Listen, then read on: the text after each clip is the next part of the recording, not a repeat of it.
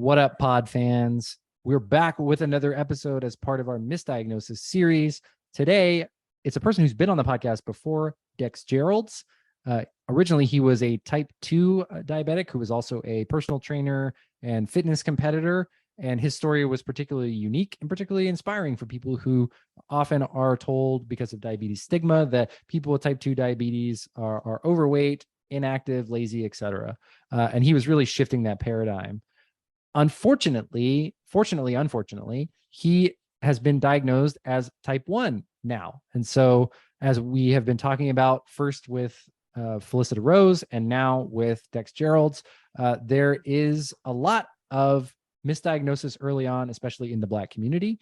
Dex comes on and talks about the differences in his care and his management in diabetes since he was diagnosed as type 1, and also takes us through the process by which he got the antibody test and by working with a new care team as part of that. So really exciting stuff. It's also part of our creator series because Dex is not only misdiagnosed, but he's also a content creator, and he makes awesome workout videos basically every day. And he kind of takes us behind the scenes as what his process is like and how he finds the time, energy, and makes the effort to connect with people with diabetes online. He has such a unique perspective coming from the type 2 community and now shifting into the type 1 community. I can't wait to hear people think about this episode. And if you're a person living with type 1 or type 2, definitely give him a follow. He's a great person on the internet. He's got a super cute smile too. He's so funny. So yeah, check it out. Please enjoy this episode with Dex Geralds. Hello and welcome back to another episode of Diabetics Doing Things. We're telling the amazing stories of people with diabetes from all over the world. And we got a repeat guest, friend of the pod, Dex Geralds. Welcome to the show, my friend. Thanks for having me back. I'm excited to talk about the new things going on in my life.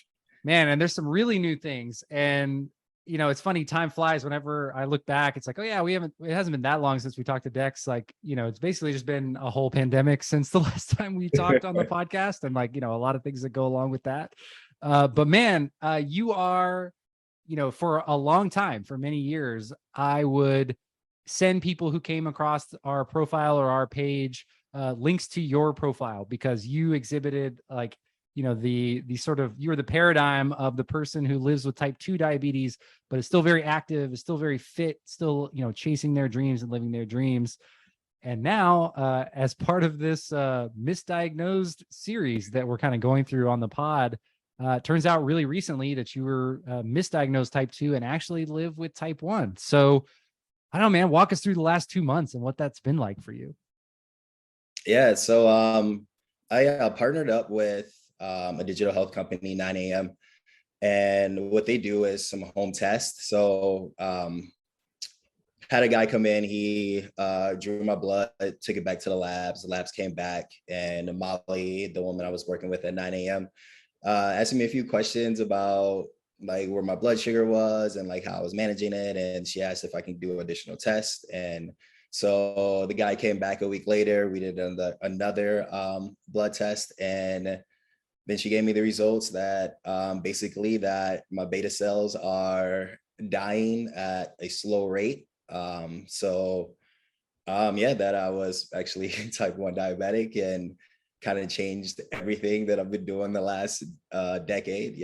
Last decade since I've been diagnosed. So now it's learning about how to bolus and giving myself injections, I don't know, 5 to 8 times a day. And it's just managing type 1 diabetes and learning, like, it's like walking again, just relearning how to do, how to manage diabetes. So, well, it's so interesting to hear that this came as like a result of a partnership, because I know I've seen some posts from 9am Health, and I know some friends of ours, friends of the pod, work there like behind the scenes. And so this is, you know, for all content creators out there, like partnerships can lead to discoveries that you like didn't even realize. So right.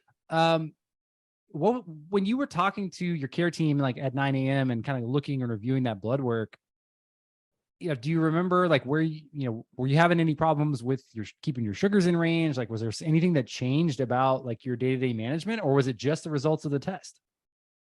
So I was having issues with being in range quite a bit. It seemed like I would be in range for like 3 to 4 days. And then after that, I would just have these high numbers and not knowing, like, I'm exercising, I'm eating low carb, like, where is these things coming from? Sleeping well, trying to do everything in my power to make sure my blood sugar is in range. So like I was kind of frustrated, not really knowing what to do. I definitely started exercising more than I already do because I found that just helped lower my blood sugar, and I just stayed in range better that way, which sucked because just beat up all the time. So yeah, like I was already frustrated. I didn't really know what to do. So yeah, I mean, luckily through some higher power, like what linked up with 9 a.m. and now things are starting to shape up and get better. Did you feel sick? Like, were you experiencing high blood sugar, like headaches, migraines, polyuria, like lots of dehydration? Like, is that kind of what caused you to want to do the testing? Or were you just like so out of range that you're like, this is just frustrating and I don't want to do this anymore? So like I'm a super positive person. Just always been that way. Like, I mean, obviously behind me, I'm obsessed with superheroes. So anytime anyone came up with something new for me to try to see what we can do to help with my blood sugar, I was just ready to jump into it. And yeah, so like I'll be dehydrated quite a bit and super tired all the time, which sucks because personal trainer, like I always need to be on when I'm talking to clients, and I work a lot. Like I work maybe 10 hours a day. So it's kind of hard, like trying to function day to day and having these crazy numbers. And so I guess that was a little frustrating, but like I said, I'm pretty positive. So I figured I'll figure it out at some point. I just need to keep trial and error, keep trying.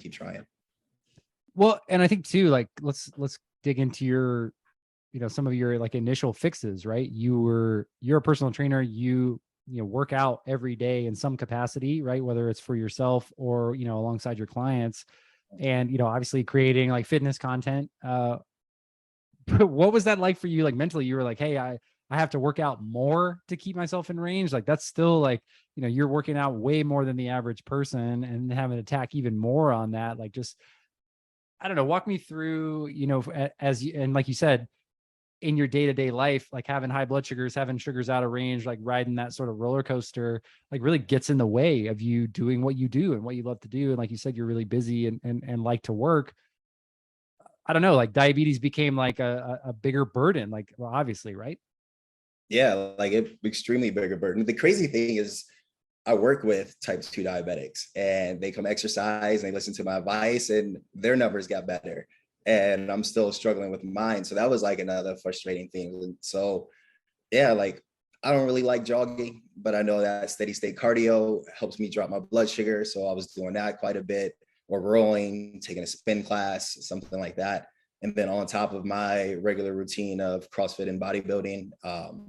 So yeah, like I was just, not only am I tired all the time because of the high blood sugar, but my body's run down because every day, like I wake up and I got to do 30 minutes of this cardio. So my blood sugar is in range when I get to work, so I can be on point when I'm working with my clients or coaching a class.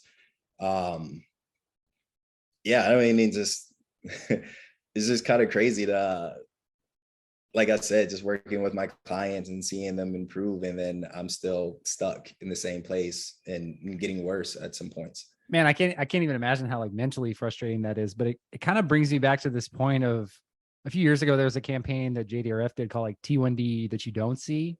And obviously that was related to T1D, but like I would just say like there's so much diabetes that goes behind the scenes. Like the average person who follows you on social media probably is not going to realize that you did 30 minutes of steady state cardio just to make it through the rest of your day. And like those are the types of hurdles that people with diabetes are dealing with, no matter what type they're managing. And at the same time, while you were still living well and doing what you wanted to do, there was, that the underlying misdiagnosis for 10 years. And like you said, not all diabetes is the same. It's not created equal, so to speak. So like some people's beta cells, like mine in Eritrea, is like just are gone, peace out real quick. And then other people's like take a lot longer.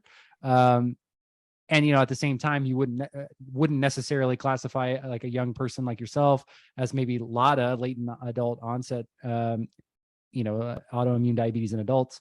But I don't know, I guess like after you got that, the antibody test and the results from that blood work, like, were you relieved? Were you frustrated? Like, what was the kind of, what state of mind did that find you in?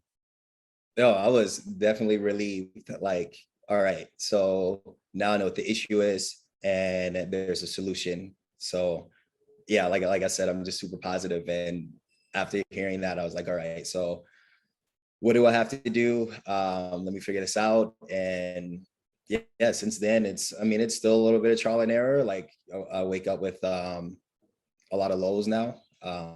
It's crazy to walk down the street just a block and then have my freestyle libre go off and tell me my blood sugar is low. So like that's been kind of crazy, especially carrying around fruit snacks. Like I haven't ate fruit snacks in 10 years. Like it was just too much sugar. So not that I'm disappointed with the fruit snacks. It's kind of nice to have that in my diet again. But yeah, it's just like now it's just like I love going to shows. Concerts are my favorite thing.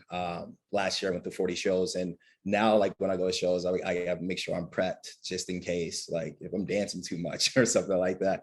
I got to make sure I have some extra glucose on me. And yeah, I mean, yeah. So just yeah, it's definitely been a process, but it was nice to know what the issue is, so I'm able to manage my diabetes better. Man, I'm sure that there are a lot of concert junkies listening to this episode who are, you know, grown adults like you and I, who like grown man walking into a concert with a bunch of fruit snacks in their pockets or their bags. Like, yeah, I know those are just strange looks. People are like, are these just like, you know, filled with booze or drugs or something? It's like, no, sorry, this is like strictly medicinal. It's so funny you say that, Rob, because I always think about like how much of the population is just type 1 diabetic men buying cargo shorts for their snacks. Like there's got to be so many of you guys in Old Navy just like, I gotta have these. Like, well, and like, you know, when fanny packs came back in style a few years ago, like that was a huge win for me personally, because it's like, okay, cool, now I don't have to stuff all of my diabetes supplies in my pocket, or like, you know, wear cargo shorts. Like that's just a cursed existence. Although cargo shorts are back. So crazy is trying to be stylish and having these fat pockets of like insulin or something like that just to take. I didn't think about cargo shorts. I've never really been a fan, but they're not cute. Please don't start. Don't start wearing them, Dex. That's not cute. No, yeah, forget I said it. I think we've all struggled with that. Like, you know, like, God, like, do I need to brick a fit with some cargo shorts, or, you know, like hey, like, let me take all my stuff out of my pockets so I can take a photo so it doesn't look like I have an entire pantry on me. What a male struggle, though. I do think about this a lot, and I know it's not to deviate from the conversation, but it is something I've always wondered about. Other than you, Rob, with like because sometimes I see Robin, he carries like a man purse thing. How do you fully embrace guys? It's weird, but it's fine. I don't know. Maybe I'm a toxic male person, but so Dex, do you carry like a fanny pack on your shorts? Like you're a personal trainer, so like, where's your gear, dude? Yeah, I mean, like day to day, like I always have a backpack. I work at a couple of different gyms. I also don't drive, so taking the metro and stuff, I just carry everything on that. It depends on the situation. If I'm going to a festival, that's super easy. Like I can wear a fanny pack or the little pouch across the chest. Still looks stylish. Okay. Like tonight, the show I'm going to tonight, my pants are pretty baggy, so like I probably just stuff them in there and do it. What about a date? What about a first date? What are you wearing on a date? On a first date, let me think. These are the things that I think about when I think about male people with diabetes. I'm like, well, how do you guys like, you know, can't just hide in your purse, right? And, you know, like you're trying to make a good first impression, you know, too. So, you know, first impression with diabetes can always be challenging. I think like, it's been a long time since I've been on a first date, but like, you know, most of them occur over food. So that usually makes like the diabetes like conversation a little bit easier. It's like, hey, I'm going to like give myself a shot here, like, so we can eat. And generally, I don't know, it always worked out fine for me. I don't know. How has it worked for you, Dex? So I guess like the last few dates that I went on, I went to a museum. So great first date location, by the way, elite. Yeah, super. Makes you seem brainy. Yeah. I'm articulate. I'm smart. Right, and it gives you space to like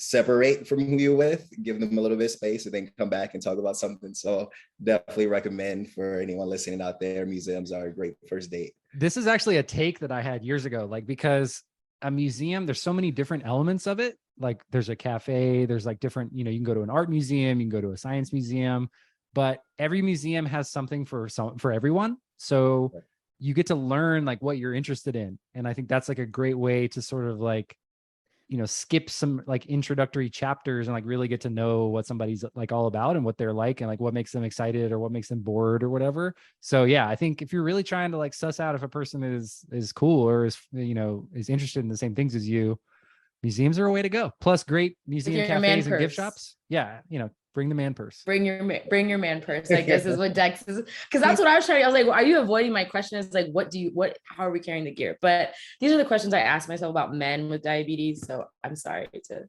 derail y'all. So let's kind of take it back though a little bit. Going to shows, like that's a big part of like you said, 40 shows. That's like just a little bit less than like once a week. I know you're going to a show tonight.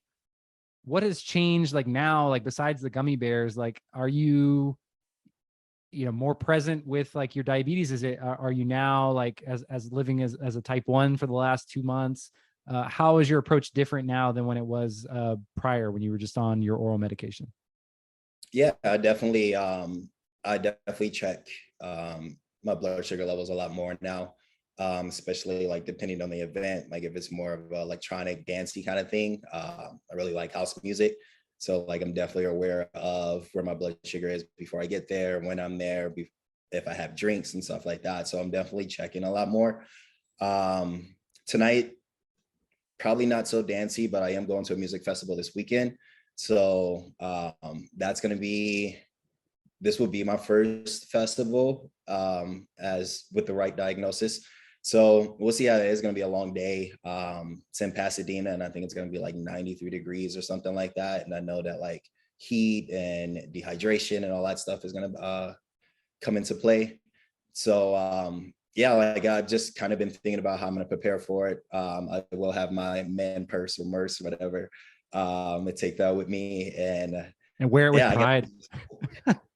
What'd you say? I said wear it with pride. Yeah. Don't let the Eritrea rose get you down, dog. Yeah. It's okay. Actually, I got a pretty cool fanny pack. Maybe I'll wear that instead.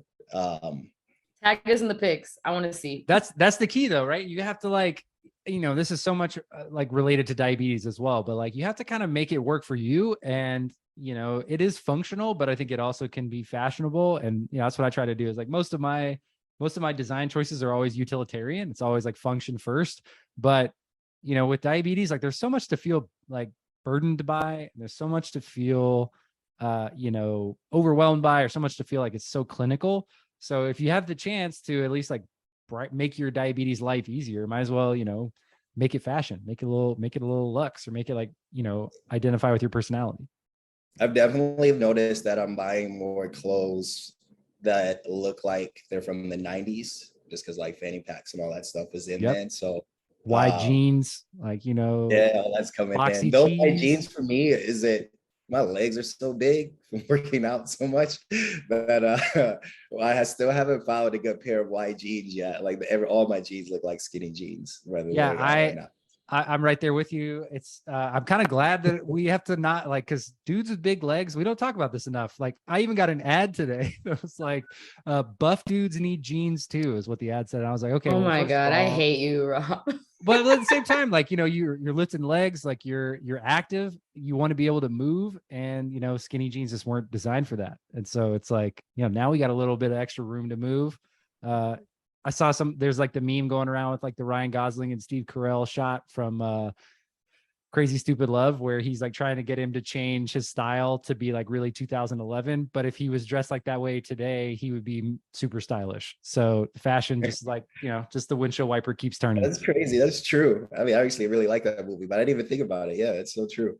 That movie's a banger, 100%. Fantastic film. Fantastic. So, okay, let's go back to, you're working with people with diabetes.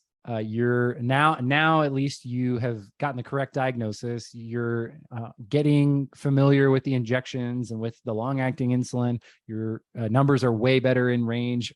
How are you able to now like talk to your clients about the different diabetes experiences. Do you also train people with type 1? Like, do you kind of see as an advantage, like being able to see both sides of the diabetes equation? Yeah, I mean, it's definitely an advantage. I have not trained, like personal trained type 1 diabetic yet. There are a few at my gym. So I talk to them and how they manage their blood sugar levels while they're working out. I know for a couple of times now, especially when I'm at boxing, like I've dropped really low, and I'm kind of stupid. I always try to push through. I guess it's just being an athlete my whole life and like not really thinking about it. And like I had a really bad low, probably like a month ago, maybe 5 weeks ago.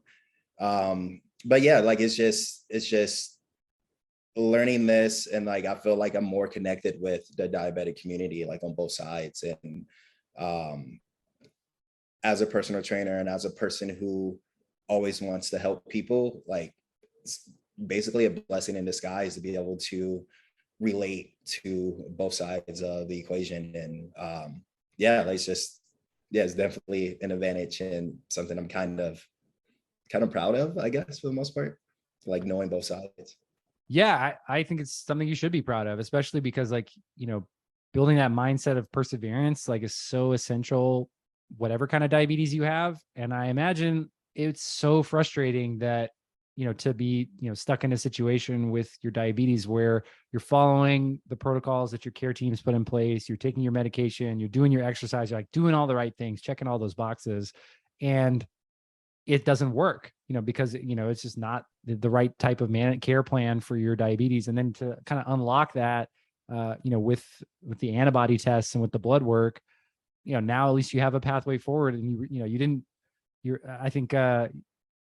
Felissa DeRose says like diagnosed, not defeated, like misdiagnosed, not defeated, like still maintaining that positive mindset. I don't know, it's super crucial. And I think, we can all do well to learn from it.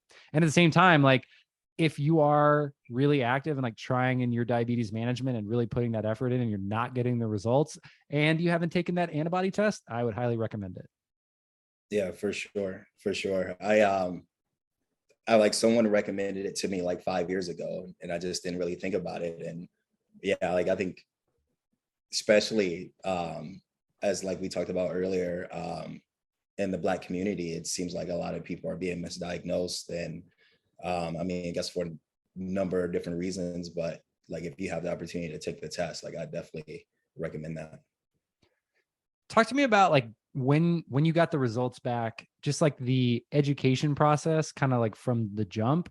So like on day one of your type 2 diagnosis, like the education and the prescriptions and like the rhetoric that the care team kind of gave you compared to day one as a type 1, did you notice any difference? Like, do you feel like there was less or more support or less or more stigma?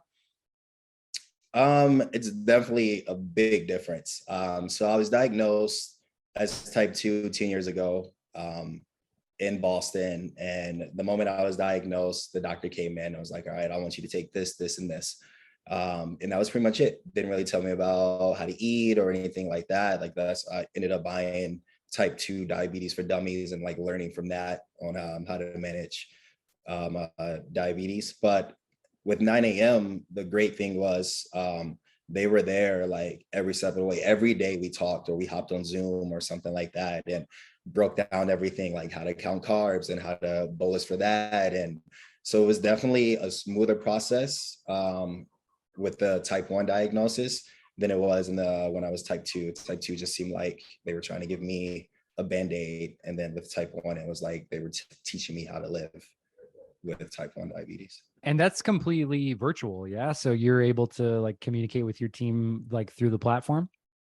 Yeah. And that was like the really great things. Again, like I'm working not just in the gym, but like now with like finally starting to embrace the whole social media thing and so like these partnerships and stuff like that. So I'm brainstorming how to create videos and all that stuff. So it was nice to just have that convenience of either messaging them and them hitting me back within a few hours, or hopping on a call every Friday and seeing how everything is going. And so, yeah, like it's just the convenience of what 9 a.m. did for me, like definitely helped out a lot.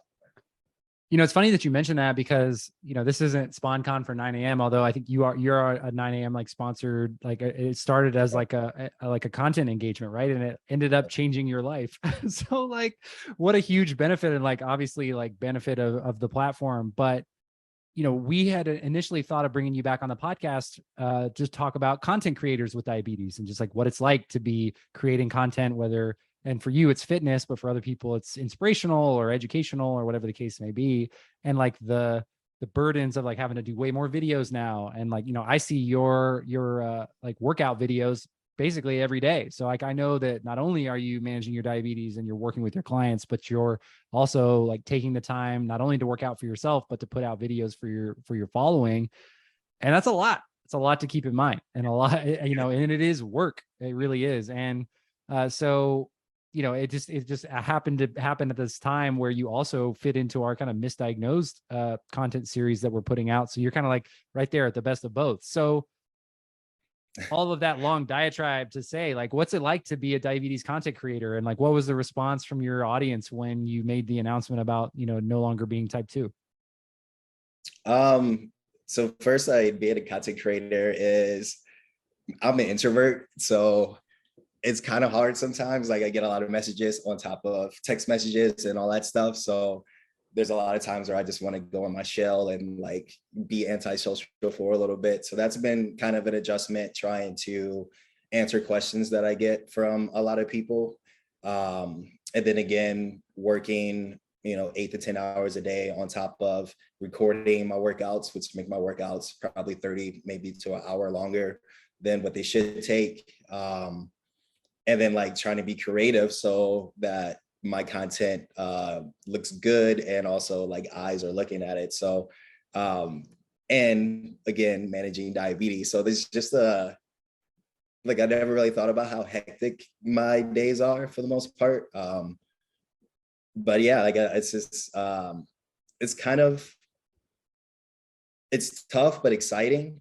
The fact that like once I was diagnosed with type 1 diabetes, a lot of people reached out to me and asked like if I have any questions or anything like that. So that was really cool to see, like, again, the other side of the community embracing me as well. And like after being a type 2 diabetic the last 10 years. And what really kind of sucked though was like I felt like I was abandoning my type 2 diabetics, and I really didn't know how to proceed with being a content creator when the whole time that I've started doing this, it's always been about type 2 diabetes for the most part.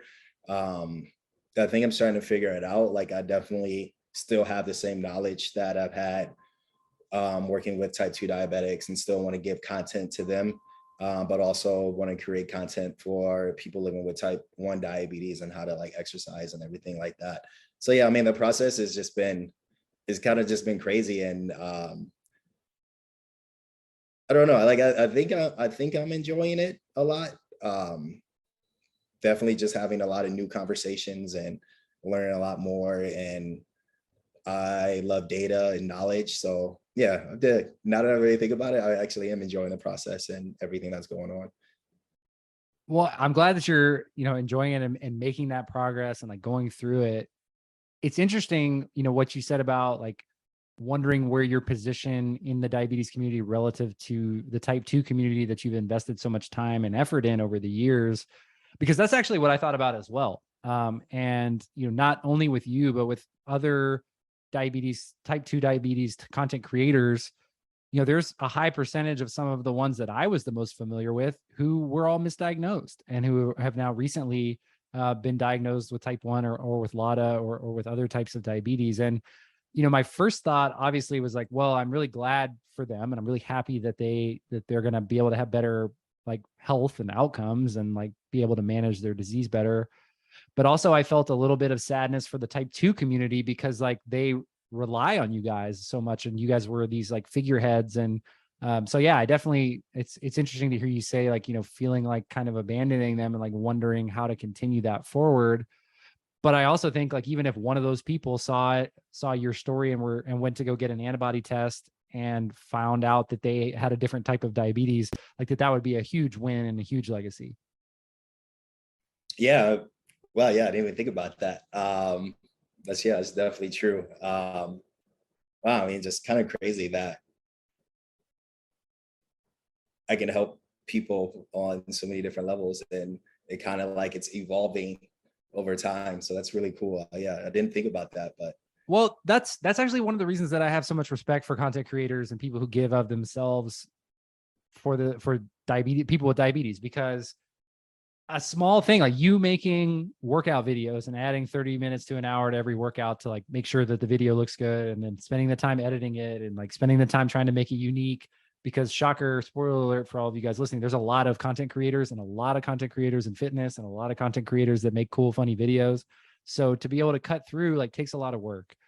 But the benefit of just making content for people with diabetes is that somebody could see it at the perfect time and it could give them information that they had no idea about and potentially change their life for the better. So yeah, I mean, just the idea that, talking about antibody tests, it's not going to be in any like top performing content recommendations for people, right? Like, it's not going to be a best practices guide, but that could be like the difference in somebody's like long-term health.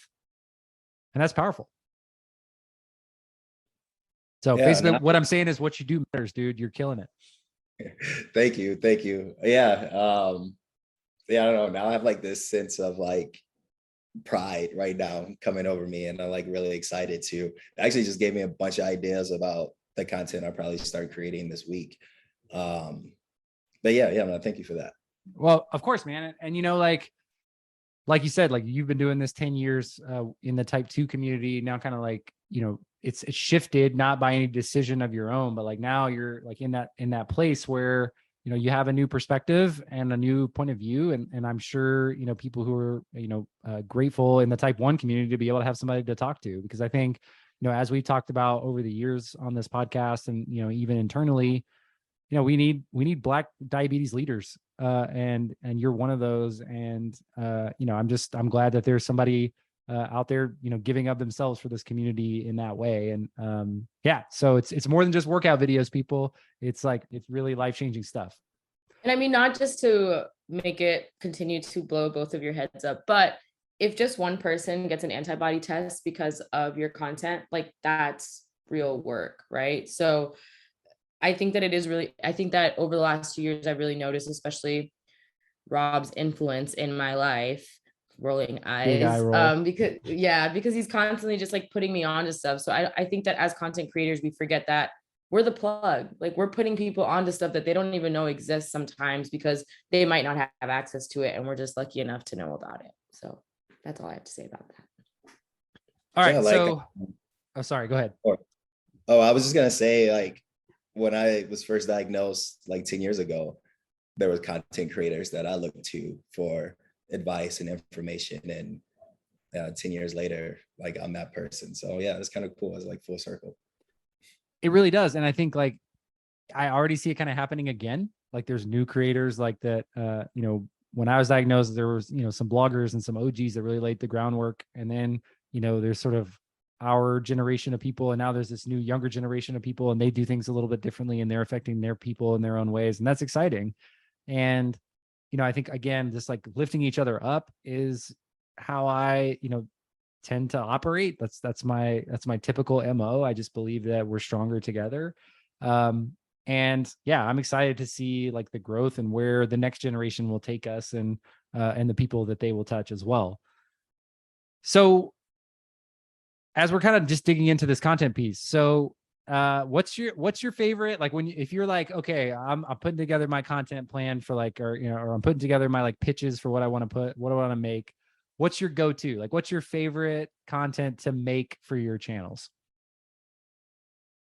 It's just easily like a workout and how that affects blood sugar. I mean, that's basically, I deal with that every day. So it's just kind of easy to create and explain. Like I know I can get the right information out when I'm doing that. And it's always, yeah, just a workout video. I try not to do super crazy CrossFit stuff anymore in the videos because I kind of want to be more relatable. But yeah, every now and then I do like some high skill gymnastics, like muscle ups or something like that. And and kind of explain like, especially with high skill gymnastics, it's kind of crazy. My blood sugar always shoots up because of the adrenaline. So like but yeah, and I say it before I go crazy talking about CrossFit. Yeah, that's what I usually like to do, is just kind of create a workout video, and then hopefully someone can see the workout video and use whatever I did in that video and to help them manage their blood sugars. Yeah, I was gonna say, like, when you put those videos out, like, and I see them, and always hit, smash that like button for sure. But like, what kind of questions do you get where you're like, wow, I really am like opening like up a door for somebody who, or a light bulb moment kind of coming on? Like, what kind of like feedback or questions do you get from people with diabetes from those videos? So I guess a lot of it is about the intensity. Especially like I mentioned earlier, that when I need to get my blood sugar to drop or get lower, steady state cardio. So a lot of questions about steady state cardio, or how weightlifting affects them, and like how can they keep their numbers low. Like weightlifting usually spikes people. So like one of the biggest things is just take longer rest periods between lifting.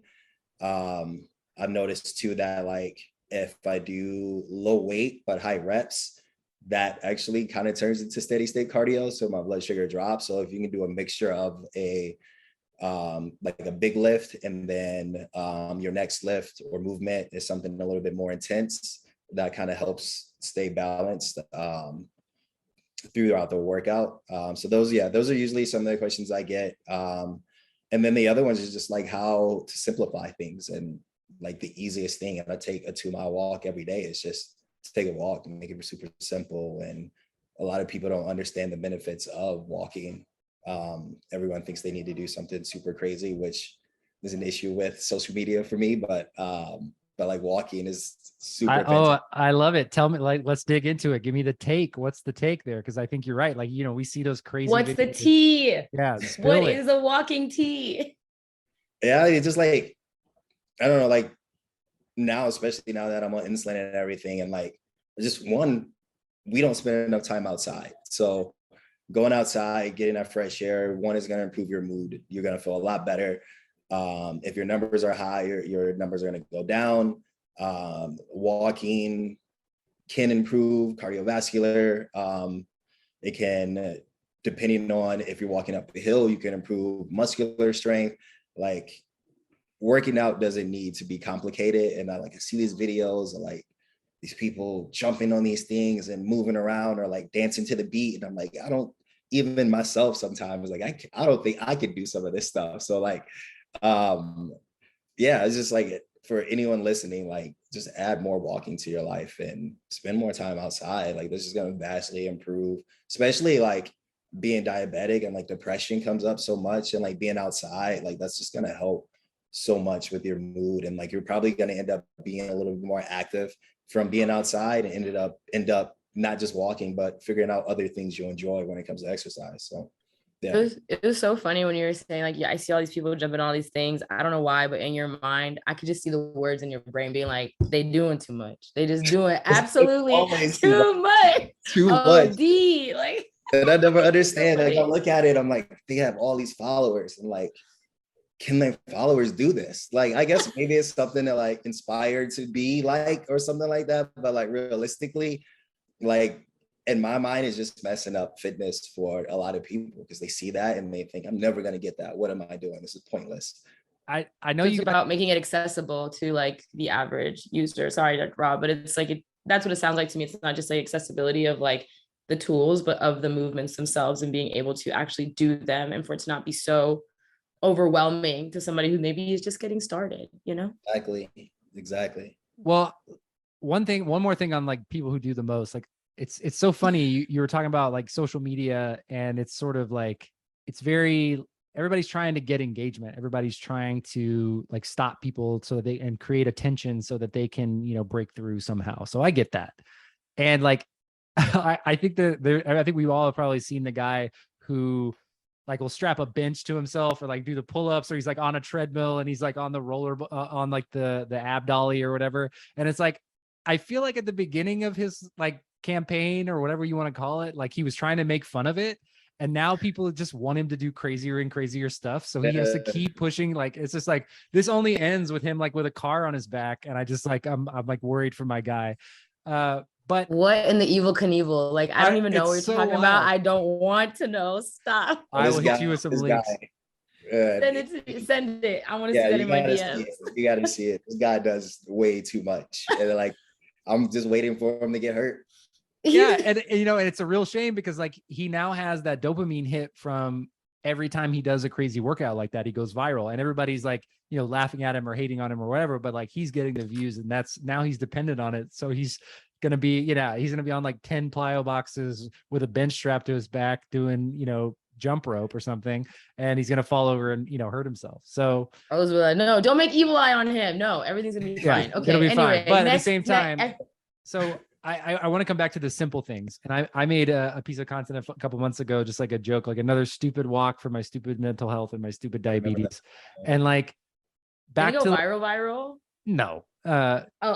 Viral? No, absolutely not. But you know, diabetes, a lot of people saw it. We'll just leave it at that. And to me, it reminds me of like, you know, everybody's at a different place in their athleticism. Everybody's at a different place in whether they're, you know, diabetes management or their weight management. I think we all can, if we're honest with ourselves, you know, want to be in better shape. We want to have healthier habits. We want to have better glucose management. And sometimes we miss the most simple things. And it's kind of like, I don't know if you guys are familiar with like the detective's curse. It's like you get distracted by all these things and it was right there under your nose all along. And it's the simple things. And, you know, I'm learning a lot. I'm actually working on a piece of content right now from, you know, these PhDs that talk about metabolic health and like what we can learn from their studies of people without diabetes for people with diabetes. But anyway, if you're just getting started, like what Dex is saying, like go for a walk. It doesn't have to be a multiple hours type thing. Like just actively reminding yourself to get up, get outside, get some sunshine on your skin, get some fresh air in your lungs, maybe break a sweat. Like if you're starting from zero and all you do is start to take a walk every day, like that's going to make a measurable impact on your quality of life, not just today, but in the future. Now, that's not the ideal state. Certainly, like if you want to be at your peak and you want to be healthier, you're going to need to do more. But it's those simple things sometimes that I think because they're not sexy, because they're not exciting, they're not as easy for people to get on board with. And I think that's another one of those sort of like dichotomies of like of social media, is that we tend to gravitate towards the most exciting, most exceptional, most outrageous thing, and we miss the really valuable things in front of us. All right. I've read Atomic Habits a few times now, and I'm rereading it now, and like he talks about just being 1% better every day, and like that walk is 1% better. And one thing that like really helps me with my walks is I walk to the coffee shop and I walk back to the gym. So like I kind of have a destination. When I get there, I know I'm gonna have a treat because I like coffee, and that definitely makes it a lot easier for me to complete the task. So like, yeah, for anyone listening, like if you're struggling with moving, try to figure out somewhere you can walk to that's gonna bring you joy or like give you that dopamine hit, and take it from there. Like you can start off just walking around the block, and then a month later walk around 2 blocks. You're just getting better and better, and then eventually you probably start moving more and doing different exercises.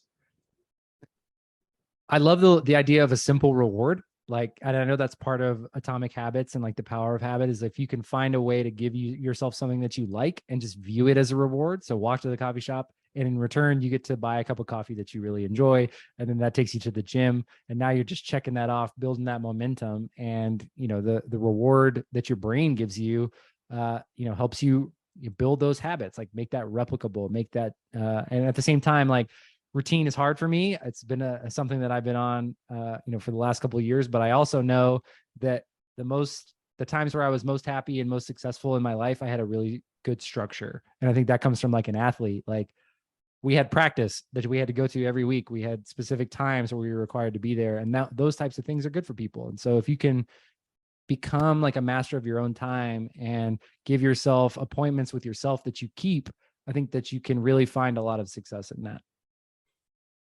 For sure. Yeah, like I didn't think about it, but as a student athlete, having that structure made life so much easier. Like I knew what I was going to do next.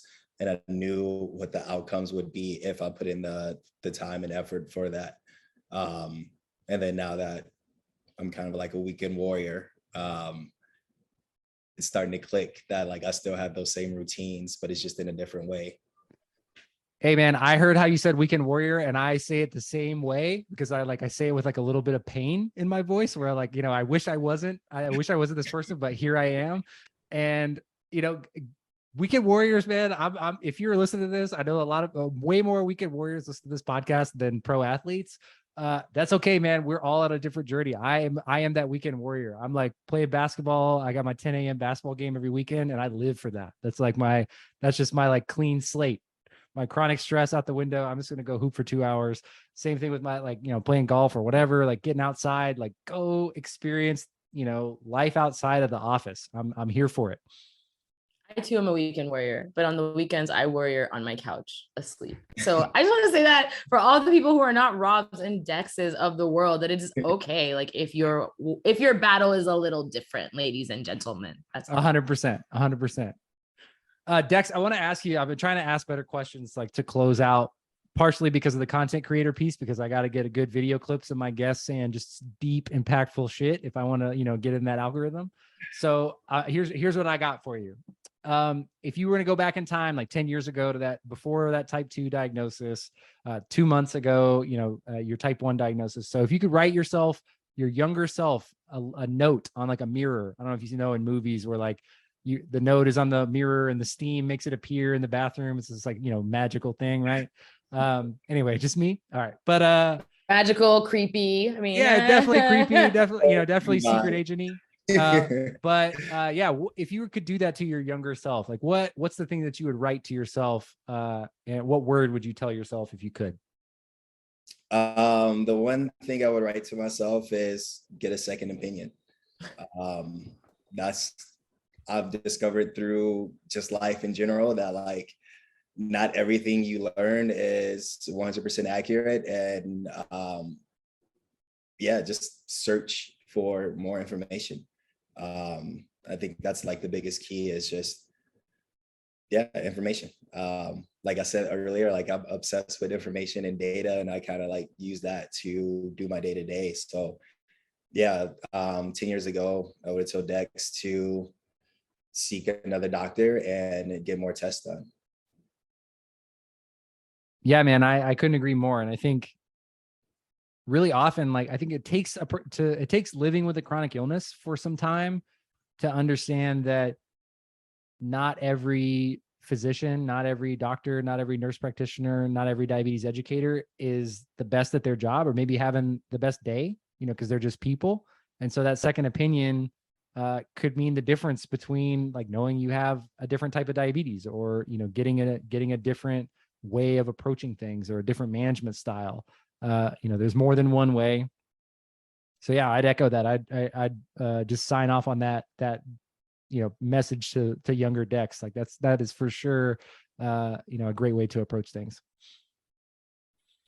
Well, Dex, man, I want to say thank you for coming back on the pod. It's been a pleasure to have you back. Plus, you know, and I are just broing out. Good thing we have Eritrea here, or else we'd just probably still be deep in the workout vids.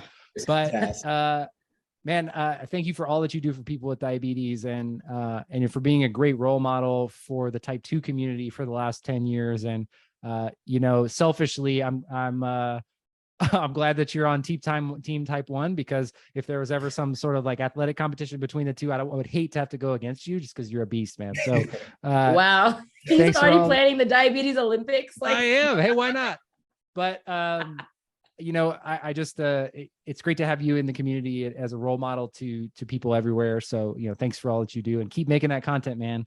Although if I ever see you with the crazy like workout, I'm gonna have to call you out on that since we had this conversation. Yeah, you definitely won't see me strapping things to my body at all. Nothing like that. But yeah, thank you for having me on the show again. It was a great conversation, and I've learned things about myself just from the talk. And yeah, thank you again so much.